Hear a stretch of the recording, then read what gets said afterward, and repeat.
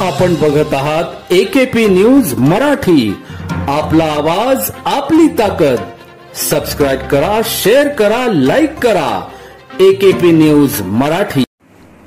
नाशिक रोडच्या सिन्नर फाटा चेडीशिव येथील युवकावर जुन्या भांडणाची कुरापत काढून काही युवकांनी रॉडने हल्ला केला।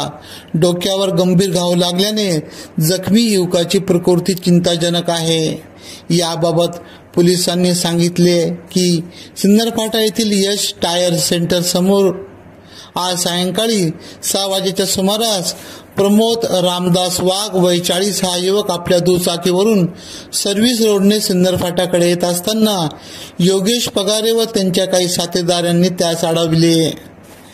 त्यांच्यासोबत जुन्या भांडणाचा वाद घालत असताना यातील एक युवकाने प्रमोद वाघ याच्या डोक्यात रॉड मारला व इतर साथीदारांनी त्यास मारहाण करून जबर जखमी केले।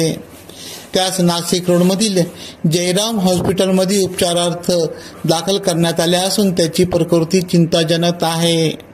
हल्ल्याची माहिती समजताच घटनास्थळी पोलीस उपायुक्त मोनिका राऊत, सहाय्यक पोलीस आयुक्त डॉक्टर सचिन बारी, वरिष्ठ पोलीस निरीक्षक अशोक गिरी, पोलीस निरीक्षक बडेसाहेब नाईकवाडे, पोलीस निरीक्षक तृप्ती सोनवणे, उपनिरीक्षक सुखदेव काळे यांच्यासह अधिकारी कर्मचारी यांनी धाव घेतली। संशयितांच्या शोधार्थ पोलीस रवाना झाले आहेत। AKP न्यूज साठी ब्युरो चीफ अनवर खान पठाण, नाशिक।